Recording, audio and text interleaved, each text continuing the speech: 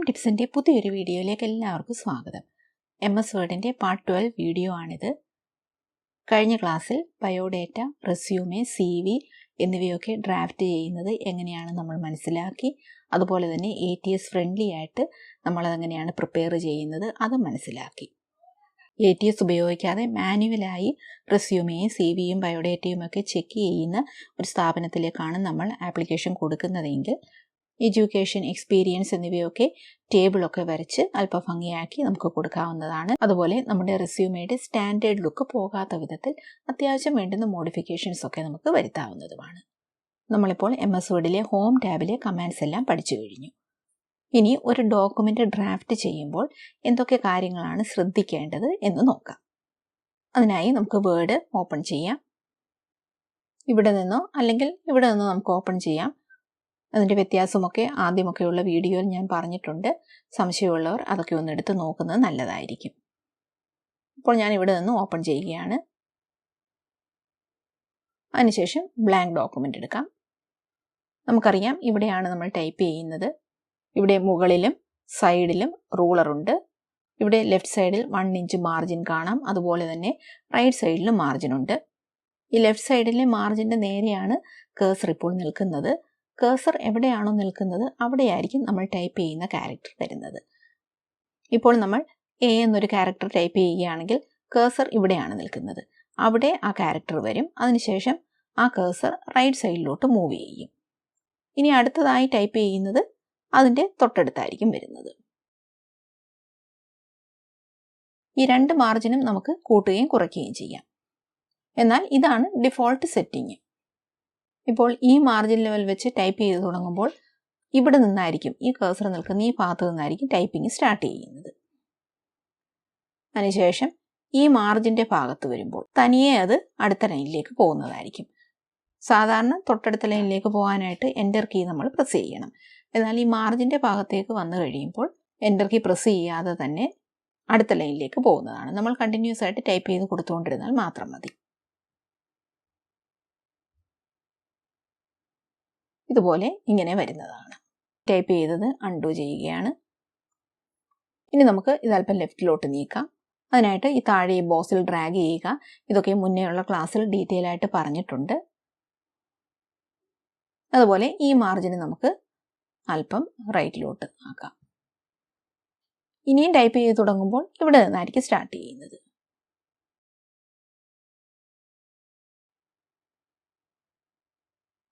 ഇപ്പോൾ ഈ മാർജിൻ്റെ ലെവൽ വന്നപ്പോൾ അടുത്ത ലൈനിലേക്ക് പോയി. ഇപ്പോൾ അൺഡു ചെയ്തപ്പോൾ ഈ സെറ്റിങ്സ് പഴയതുപോലെ തന്നെ വന്നു. അതൊന്ന് റീഡു ചെയ്യുകയാണ്. ഇതിനെ ഡ്രാഗ് ചെയ്ത് നമുക്ക് ഇവിടേക്ക് കൊണ്ടുവരാവുന്നതാണ്. ഇപ്പോൾ ആദ്യത്തെ ലൈൻ നമ്മൾ ഇവിടം വരെയാണ് ടൈപ്പ് ചെയ്യുന്നത്. പിന്നീട് തൊട്ടടുത്ത ലൈനിലേക്ക് പോകണമെങ്കിൽ എൻ്റർ കീ പ്രസ് ചെയ്യണം. വീണ്ടും അടുത്ത ലൈനിൽ നമ്മൾ ടൈപ്പ് ചെയ്യുക. വീണ്ടും എൻ്റർ കീ പ്രസ് ചെയ്യുക. അടുത്ത ലൈനിലേക്ക് വരിക. ഇനി ടൈപ്പ് ചെയ്യുന്നതിൻ്റെ ഇടയ്ക്ക് സ്പെല്ലിംഗ് മിസ്റ്റേക്സ് വരികയാണെങ്കിൽ അത് വേഗത്തിൽ തിരുത്തുന്നത് എങ്ങനെയാണെന്ന് നോക്കാം. ഫോൺ സൈസ് അല്പം ഒന്ന് കൂട്ടിക്കൊടുക്കുകയാണ്. VR studying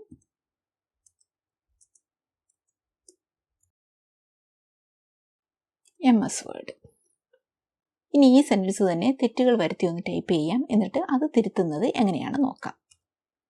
ഇവിടെ V എന്നുള്ളിടത്ത് മീ എന്ന് ഞാൻ ഇപ്പോൾ ടൈപ്പ് ചെയ്യുകയാണ്. പിന്നീട് R സ്റ്റഡിയിങ്, അതിന് ST കൊടുക്കുന്നതിന് പകരം അറിയാതെ ഞാൻ SP കൊടുത്തു എന്നിരിക്കട്ടെ.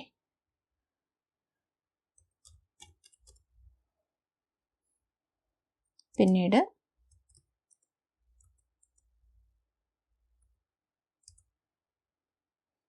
WOR കൊടുക്കുന്നതിന് പകരം S ആയി പോയി എന്നിരിക്കട്ടെ. ഇതെങ്ങനെയാണ് എളുപ്പത്തിൽ കറക്റ്റ് ചെയ്യുന്നത് നോക്കാം. ഇവിടെ M എന്നുള്ളത് ഈ സെൻറ്റൻസിൻ്റെ ആദ്യത്തെ ലെറ്ററാണ്. നമുക്കറിയാം കേഴ്സർ എവിടെയാണോ നിൽക്കുന്നത് അവിടെ ആയിരിക്കും നമ്മൾ ടൈപ്പ് ചെയ്യുന്ന ക്യാരക്ടർ വരുന്നത്. അതുകൊണ്ട് നമുക്ക് ആദ്യം കേഴ്സറിനെ ഇവിടെ കൊണ്ടുപോകണം. കേഴ്സറിനെ ഇവിടെ കൊണ്ടുപോകാനായി പല മെത്തേഡുണ്ട്. ഒന്ന് നമുക്ക് ആരോ കീ ഉപയോഗിച്ച് ഇവിടെ വരാം. ലെഫ്റ്റ് ആരോ ലോങ് പ്രസ് ചെയ്തുകൊണ്ട് നമുക്കിവിടെ വരാവുന്നതാണ്. അതല്ലെങ്കിൽ മൗസ് പോയിന്റർ ഇവിടെ കൊണ്ടുവരിക, അതിനുശേഷം ലെഫ്റ്റ് ക്ലിക്ക് ചെയ്യുക.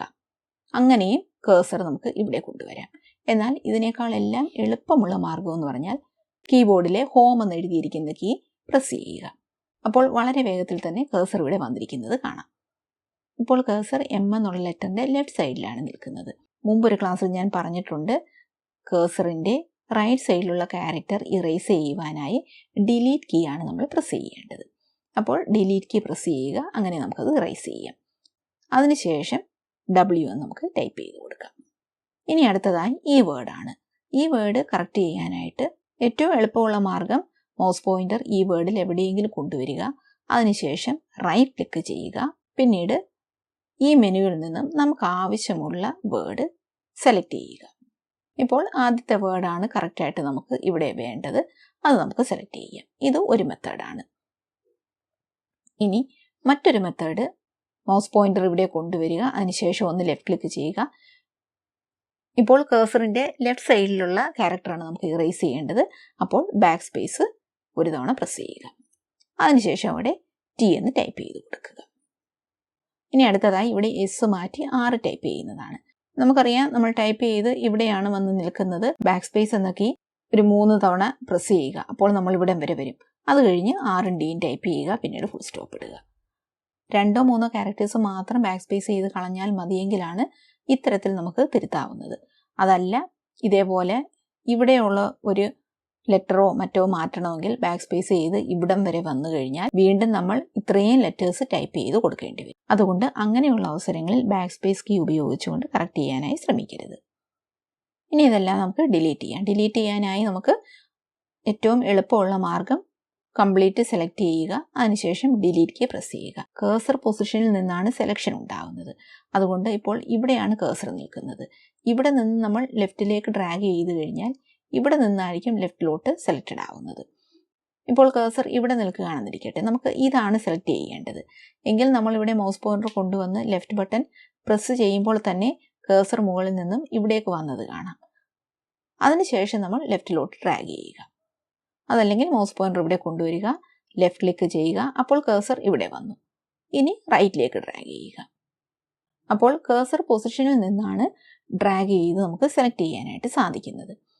ഒരു സിംഗിൾ വേർഡ് സെലക്ട് ചെയ്യുന്നതും ഒരു പാരഗ്രാഫ് സെലക്ട് ചെയ്യുന്നതും ഒക്കെ മുന്നേയുള്ള ക്ലാസ്സുകളിൽ ഞാൻ പറഞ്ഞിട്ടുള്ളതാണ്. എങ്കിലും ഒന്നും കൂടി പറയാം. ഇപ്പോൾ സ്റ്റഡിയിങ് എന്നുള്ള ഒരു വേർഡ് മാത്രം സെലക്ട് ചെയ്താൽ മതിയെങ്കിൽ മൗസ് പോയിന്റർ ഇവിടെ കൊണ്ടുവരിക, അതിനുശേഷം ഡബിൾ ലെഫ്റ്റ് ക്ലിക്ക് ചെയ്യുക. അപ്പോൾ അത് മാത്രം സെലക്റ്റഡ് ആയി. ഇനി ഈ സെൻറ്റൻസ് കംപ്ലീറ്റ് ആയിട്ട് സെലക്ട് ചെയ്യണമെങ്കിൽ ട്രിപ്പിൾ ലെഫ്റ്റ് ക്ലിക്ക് ചെയ്യുക. ഇങ്ങനെ നമുക്ക് വേഗത്തിൽ സെലക്ട് ചെയ്യാവുന്നതാണ്. അതല്ലെങ്കിൽ ഇതേപോലെ ഡ്രാഗ് ചെയ്ത് സെലക്ട് ചെയ്യേണ്ടതാണ്. ഇപ്പോൾ നമുക്കിത് കംപ്ലീറ്റ് ആയിട്ട് ഡിലീറ്റ് ചെയ്യാം. അതിനായി കേഴ്സർ ഇപ്പോൾ ഇവിടെ നിൽക്കുകയാണ്. അതുകൊണ്ട് ഇവിടെ നിന്ന് ലെഫ്റ്റ് ക്ലിക്ക് ചെയ്ത ശേഷം ഡ്രാഗ് ചെയ്ത് മുകളിലേക്ക് ഇങ്ങനെ കൊണ്ടുപോകാം. അതല്ലെങ്കിൽ മുകളിൽ നിന്ന് വേണമെങ്കിൽ നമുക്ക് താഴേക്ക് കൊണ്ടുവരാം. അതിനായിട്ട് കേഴ്സർ ഇവിടെ കൊണ്ടുവരിക. ഇവിടെ മൗസ് പോയിന്റർ കൊണ്ടുവന്ന് ഒന്ന് ലെഫ്റ്റ് ക്ലിക്ക് ചെയ്യുക. അതിനുശേഷം മൗസ് ഡ്രാഗ് ചെയ്ത് താഴേക്ക് വരിക. മൗസ് ഡ്രാഗ് ചെയ്യുന്നത് എങ്ങനെയാണെന്ന് മുൻപേ ഉള്ള വീഡിയോയിൽ ഞാൻ പറഞ്ഞിട്ടുണ്ട്. ഇനി ഈ സെലക്ട് ചെയ്ത പോർഷൻ ഡിലീറ്റ് ചെയ്യാനായി ഡിലീറ്റ് കീ പ്രസ് ചെയ്യുക. ഇനി ഇതുപോലൊരു ഡോക്യുമെൻ്റ് എങ്ങനെയാണ് ടൈപ്പ് ചെയ്ത് തയ്യാറാക്കുന്നത് നോക്കാം. ഒറിജിനൽ ഡോക്യുമെൻ്റ് ചിലപ്പോൾ ഹാൻഡ് റിട്ടൺ ആയിരിക്കും, അതല്ലെങ്കിൽ മറ്റേതെങ്കിലും പ്രിൻറ്റഡ് ഡോക്യുമെൻ്റ് ആയിരിക്കും. അത് അതേപോലെ നീറ്റായി ടൈപ്പ് ചെയ്യുന്നതാണ് എങ്ങനെയെന്ന് നോക്കാനായി പോകുന്നത്. ഇപ്പോൾ ഈ സെയിം ഡോക്യുമെൻറ്റിൻ്റെ ഒരു കോപ്പി എൻ്റെ കയ്യിലുണ്ട്. അത് നോക്കിയാണ് ഞാൻ ടൈപ്പ് ചെയ്യാനായി പോകുന്നത്. ഈ വിൻഡോ നമുക്ക് ക്ലോസ് ചെയ്യാം. നേരത്തെ ഡിലീറ്റ് ചെയ്ത് കളഞ്ഞ് ബ്ലാങ്ക് ആയി കിടക്കുന്ന ഈ ഡോക്യുമെൻറ്റിൽ നമുക്ക് ടൈപ്പ് ചെയ്യാം. ആദ്യം ഫോമാറ്റിംഗ് ഒന്നും ഇല്ലാതെ സിമ്പിളായി ടൈപ്പ് ചെയ്യാം, പിന്നീട് ഫോമാറ്റിംഗ് ഒക്കെ കൊടുക്കാം. ഫോൺ സൈസ് ഒരു ലെവലും കൂടി കൂട്ടി കൊടുക്കാം. അതിനുശേഷം ടൈപ്പ് ചെയ്ത് തുടങ്ങാം. ക്യാപ്സ് ലോക്ക് ഓൺ ചെയ്ത് വെക്കുക, കാരണം ടൈറ്റിലാണ് നമ്മളിപ്പോൾ ടൈപ്പ് ചെയ്യാനായി പോകുന്നത്. Eco system. അതിനുശേഷം എൻ്റർ കീ ഒരു 2 തവണ പ്രസ് ചെയ്ത് 2 ലൈൻ സ്പേസിങ് കൊടുക്കാം. ഇനി പാരഗ്രാഫായിട്ടാണ് നമ്മൾ സ്റ്റാർട്ട് ചെയ്യുന്നത്. എല്ലാ പാരഗ്രാഫും ഒരേ ലെവലിൽ സ്റ്റാർട്ട് ചെയ്യണം. അതിനായി ടാബ് സെറ്റ് ചെയ്യുക. ഇപ്പോഴിവിടെ ലെഫ്റ്റ് ടാബാണ് കിടക്കുന്നത്, അത് തന്നെ മതിയാകും. 1 ഇഞ്ചിൽ ടാബ് സെറ്റ് ചെയ്യാം. ഇപ്പോൾ കഴ്സർ ഇവിടെ നിൽക്കുകയാണ്. അത് ടാബ് പൊസിഷനിലേക്ക് വരണമെങ്കിൽ ടാബ് കീ പ്രസ് ചെയ്യുക. അതിനുശേഷം ക്യാപ്സ് ലോക്ക് ഓഫ് ചെയ്യുക. പിന്നീട് ടൈപ്പ് ചെയ്ത് തുടങ്ങാം. An ecosystem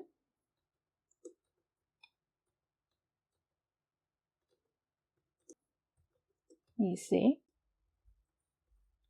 complex network of organisms interacting with one another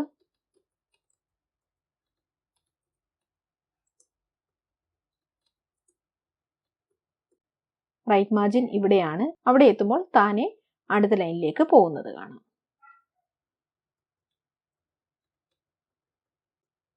and ഇപ്പോൾ ആൻഡ് എന്ന് ടൈപ്പ് ചെയ്തപ്പോൾ ഞാൻ ഒന്നുകൂടി ഇത് ടൈപ്പ് ചെയ്യാം. എൻ ടൈപ്പ് ചെയ്തപ്പോൾ അത് ഒറ്റ ഒരു വേർഡായിട്ട് ഇവിടെ കിടക്കുവാനായിട്ട് സാധിക്കുകയില്ലെന്ന് കണ്ട് താനെ അടുത്ത ലൈനിലേക്ക് പോയി. നമ്മളിവിടെ എൻ്റർ കീ പ്രസ് ചെയ്തിട്ടില്ല. And with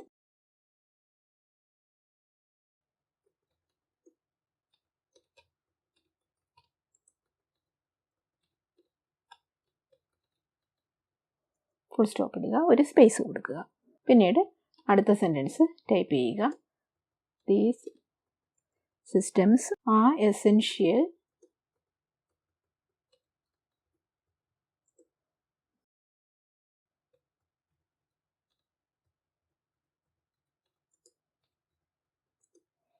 life on earth, comma, പിന്നീട് ഒരു space, providing resources and services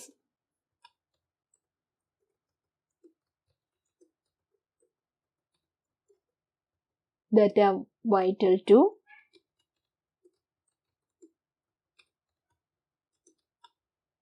both nature and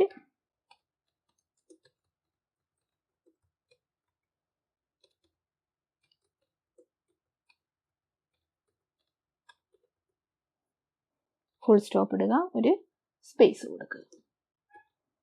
ecosystem can be classified as follows.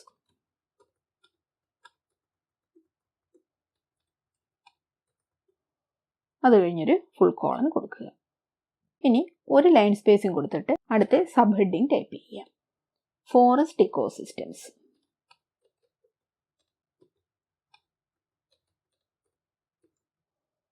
പിന്നീട് എൻ്റർ കീ ഒരു തവണ പ്രസ് ചെയ്യുക.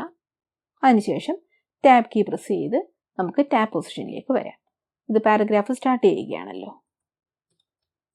Forest are one of the next sub ഹെഡിങ്ങിലേക്ക് പോകാം. Grassland ecosystems. Enter key press ചെയ്യുക. പിന്നീട് ടാബ് കീ പ്രസ് ചെയ്യുക. ഇങ്ങനെ താഴോട്ട് കംപ്ലീറ്റ് ആ ഡോക്യുമെൻ്റ് ടൈപ്പ് ചെയ്ത് പോകാം. അപ്പോൾ ഞാൻ എല്ലാം ടൈപ്പ് ചെയ്യുന്നില്ല. ഇത്രയും ടൈപ്പ് ചെയ്യുമ്പോൾ തന്നെ നമുക്ക് ഇതിനകത്ത് വേണ്ടുന്ന ഫോമാറ്റിംഗ് എന്തൊക്കെയാണെന്ന് മനസ്സിലാക്കി തരാനായിട്ട് സാധിക്കും. ആദ്യമായി നമുക്കറിയാം ഇക്കോസിസ്റ്റം എന്നുള്ളത് ഒരു ടൈറ്റിലാണ്. ഇവിടെ ടൈറ്റിലിൻ്റെ ഫോമാറ്റ് കൊടുത്തിട്ടുണ്ട്. അത് മതിയെങ്കിൽ അത് നമുക്ക് സെലക്ട് ചെയ്യാം. അതിനായിട്ട് കേഴ്സർ ഇവിടെ കൊണ്ടുവരിക. ഈ വേർഡ് കംപ്ലീറ്റ് ആയിട്ട് സെലക്ട് ചെയ്യണമെന്നില്ല. കേഴ്സർ ഈ വേർഡിൽ എവിടെയെങ്കിലും ഒന്ന് കൊണ്ടുവന്ന് നിർത്തിയാൽ മതി. അതിനുശേഷം ടൈറ്റിൽ സെലക്ട് ചെയ്യുക. അപ്പോൾ അതൊരു ടൈറ്റിൽ ഫോമിലായി. ഇനി ഇതിനെ നമുക്ക് സെൻറ്ററിലോട്ട് കൊണ്ടുവരണം. അതിനായിട്ട് ഇത് സെലക്ട് ചെയ്യുക. പിന്നീട് സെൻട്രലൈസ് സെലക്ട് ചെയ്യുക. ഇനി അടുത്തതായി ഈ പാരഗ്രാഫ് നമുക്ക് ജസ്റ്റിഫൈ ചെയ്യണം. അതായത് ഈ ലെഫ്റ്റ് ഹാൻഡ് സൈഡും റൈറ്റ് ഹാൻഡ് സൈഡും ഒരേ ലെവലിൽ വരുത്തണം. ലെഫ്റ്റ് ഹാൻഡ് സൈഡ് ഒരേ ലെവലാണ് കീപ്പ് ചെയ്തിരിക്കുന്നത്. എന്നാൽ റൈറ്റ് ഹാൻഡ് സൈഡിലോട്ട് നോക്കുമ്പോൾ അനദർ എന്നുള്ള വേർഡ് ഇവിടം വരെയുള്ളൂ. അതിനുശേഷം ഒരല്പം സ്പേസ് റൈറ്റ് സൈഡിലുണ്ട്. അടുത്ത ലൈൻ വരുമ്പോൾ അത് റൈറ്റ് മാർജിനെ കീപ്പ് ചെയ്താണ് നിൽക്കുന്നത്. അതുപോലെ തേർഡ് ലൈനും അങ്ങനെ തന്നെയാണ്. അപ്പോൾ ഈ ഫസ്റ്റ് ലൈനും അതുപോലെ തന്നെ ആക്കണം. അതിനായിട്ടാണ് നമ്മൾ ജസ്റ്റിഫൈ ചെയ്യുന്നത്. ജസ്റ്റിഫൈ ചെയ്യുന്നത് എങ്ങനെയാണെന്നൊക്കെ നമ്മൾ പാരഗ്രാഫ് ഗ്രൂപ്പ് കമാൻഡ്സ് പഠിച്ചപ്പോൾ പഠിച്ചതാണ്. അത് നമുക്കിവിടെ അപ്ലൈ ചെയ്യാം. അതിനായിട്ട് ഒന്നുകിൽ ഇത് ഈ പാരഗ്രാഫ് കംപ്ലീറ്റ് ആയി സെലക്ട് ചെയ്യുക, അല്ലെങ്കിൽ കഴ്സർ ഈ പാരഗ്രാഫിൽ എവിടെയെങ്കിലും കൊണ്ടുവരിക. പിന്നീട് ജസ്റ്റിഫൈ അത് സെലക്ട് ചെയ്യുക. ഇപ്പോൾ രണ്ട് സൈഡും ലെവലായിരിക്കുന്നത് കാണാം. ഇനി അടുത്തതായി സബ് ഹെഡിങ് ആണ്. സബ് ഹെഡിങ്ങിൽ കേഴ്സർ ഇവിടെ ഈ ഹെഡിങ്ങിൻ്റെ ഏതെങ്കിലും ഒരു വേർഡിൻ്റെ മുകളിലേക്ക് കൊണ്ടുവന്ന ശേഷം സബ് ടൈറ്റിൽ എന്നിവിടെ കൊടുത്തിരിക്കുന്ന ഏതെങ്കിലും ഒന്നിലേക്ക് പോവുകയാണെങ്കിൽ ചിലതിൽ ഈ രണ്ട് വേർഡ്സിനും ആ ഫോമാറ്റിംഗ് വരുന്നത് കാണാം. എന്നാൽ ഇപ്പോൾ നമ്മൾ ഇത് സെലക്ട് ചെയ്യുമ്പോൾ ആ ഇക്കോസിസ്റ്റം എന്നുള്ള ഭാഗത്ത് മാത്രമാണ് ഫോമാറ്റിംഗ് വന്നിരിക്കുന്നത്. ഫോറസ്റ്റ് എന്നുള്ള വേർഡിന് ഫോമാറ്റിംഗ് വന്നിട്ടില്ല. അതുപോലെ അടുത്തത് സെലക്ട് ചെയ്യുമ്പോഴും അങ്ങനെ തന്നെ. എന്നാൽ ആദ്യത്തെ സെലക്ട് ചെയ്യുമ്പോൾ ഫോറസ്റ്റും ഇക്കോസിസ്റ്റംസ് ആ രണ്ട് വേർഡ്സും ഫോമാറ്റഡ് ആയിരിക്കുന്നത് കാണാം. അതുകൊണ്ട് ഇങ്ങനെ രണ്ടോ അതിൽ കൂടുതലോ വേർഡ്സ് ഉള്ളപ്പോൾ മൊത്തത്തിൽ നമ്മൾ സെലക്ട് ചെയ്തിട്ട് ഇവിടെ നിന്നും നമുക്ക് ആവശ്യമുള്ളത് എടുക്കുന്നതായിരിക്കും നല്ലത്. ഇപ്പോൾ ഈ വേർഡ്സ് രണ്ടും സെലക്ട് ചെയ്യാം. അതിനുശേഷം ഇവിടെ നിന്നും സബ് ടൈറ്റിൽ സെലക്ട് ചെയ്യാം. ഇതെടുക്കാം, സ്ട്രോങ് എന്നുള്ളത്. അതുപോലെ ഈ ടൈറ്റിലിനും ഇതേപോലെ ബോൾഡ്നെസ് കൊടുക്കാം. ഇനി ഈ പാരഗ്രാഫും ജസ്റ്റിഫൈ ചെയ്യാം. അതിനും കഴ്സർ ഇവിടെ നിർത്തിയാൽ മതി, അല്ലെങ്കിൽ ഇതേപോലെ പാരഗ്രാഫ് ഫുള്ളായിട്ട് സെലക്ട് ചെയ്യാം. പിന്നീട് ജസ്റ്റിഫൈ കൊടുക്കുക. ഈ സബ് ഹെഡിങ്ങും ഫോമാറ്റ് ചെയ്യുക. ഇനി അടുത്തതായി ഗ്യാപ്പാണ്. ഇപ്പോൾ ഈ ഗ്യാപ്പ് ഇത്രയും തന്നെ മതിയാകും. ഇപ്പോൾ ഇവിടെ നോക്കുമ്പോൾ ഒരല്പം കൂടി ഗ്യാപ്പ് ഉണ്ടെങ്കിൽ നന്നായിരുന്നു. അങ്ങനെ ഗ്യാപ്പ് അല്പം കൂടി കൂട്ടാനായി ഇവിടെ വരിക. അതിനുശേഷം ആഡ് സ്പേസ് ബിഫോർ പാരഗ്രാഫ് അത് സെലക്ട് ചെയ്യുക. ഈ സബ് ഹെഡിങ്ങിനും നമുക്കങ്ങനെ ചെയ്യാം. അതിനായിട്ട് കഴ്സർ ഈ രണ്ട് വേർഡ്സിൻ്റെ എവിടെയെങ്കിലും ഒരു ഭാഗത്ത് കൊണ്ടുവന്ന് നിർത്തുക. അതിനുശേഷം ആ കമാൻഡ് തന്നെ സെലക്ട് ചെയ്യുക. ഇതിന് അണ്ടർലൈൻ വേണമെങ്കിൽ അതും കൊടുക്കാം. അത് സെലക്ട് ചെയ്യുക. അതിനുശേഷം അണ്ടർലൈൻ കൊടുക്കുക. കളേഴ്സ് കൊടുക്കണമെങ്കിൽ അത് ഇവിടെ നിന്ന് സെലക്ട് ചെയ്ത് കൊടുക്കാം. അതുപോലെ ഇവിടെ തന്നെ എന്തെങ്കിലും ഒരു കാര്യം ഹൈലൈറ്റ് ചെയ്ത് കാണിക്കണമെങ്കിൽ ഇവിടെ നമ്മൾ പഠിച്ചതുപോലെ ഹൈലൈറ്റ് ചെയ്ത് കാണിക്കാം. അങ്ങനെയുള്ള ഫോമാറ്റിംഗ് നമുക്ക് ചെയ്യാവുന്നതാണ്. ഈ ടോപ്പ് മാർജിനും നമുക്ക് കൂട്ടുകയും കുറയ്ക്കുകയും ചെയ്യാം. അതിനാണ് ഈ റൂളർ ഉള്ളത്. മൗസ് പോയിന്റർ ഇവിടെ കൊണ്ടുവരിക.